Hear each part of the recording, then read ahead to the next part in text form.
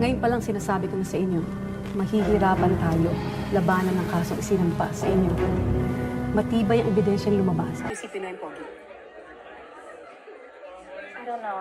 Oh, come on. You can tell your auntie because your auntie will not get along like your mommy here, huh? Uy, lasing ka na. Lasing? Ako? Hindi pa ako gano'n lasing, no?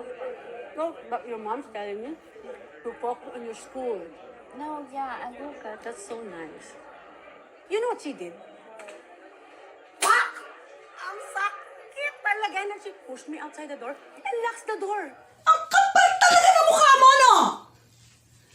Wala kang utang na loob. Ikaw ang sumira ng buhay mo. Ikaw ang sumira ng buhay mo. Ang kapal na mukha mo. Ang kapal na mukha mo. Wala kang utang na loob.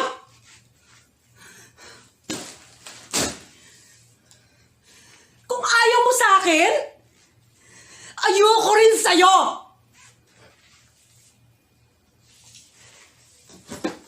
Sana kahit konti lang. Sana naisip mo. Kung gaano kasakit sa akin na mag-alaga ng mga bata, hindi ko naman kaano-ano. Samantalang kayo, kaya na mga anak ko. Hindi ko man lang kayo maalagaan.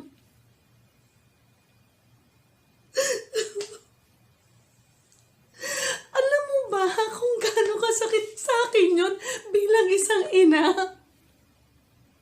Alam mo ba kung gaano kasakit yun, ha?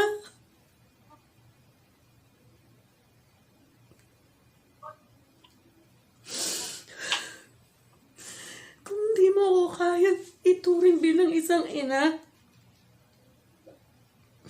respetuhin mo man lang ako bilang isang tao. Yun lang, Carla. Yun man lang.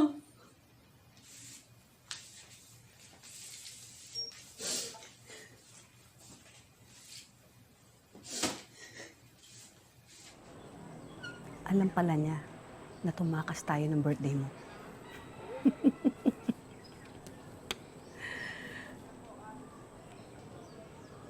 Kukunti na lang. Edad na natin si Mama, no?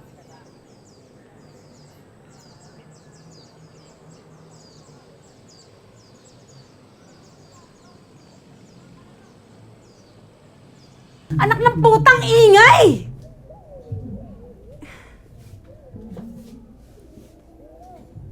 Ayan ka na naman eh. Tina ako na sana. Para saan pa na nandito ako kung... Para sa akin. Dito ka lang. Sige na.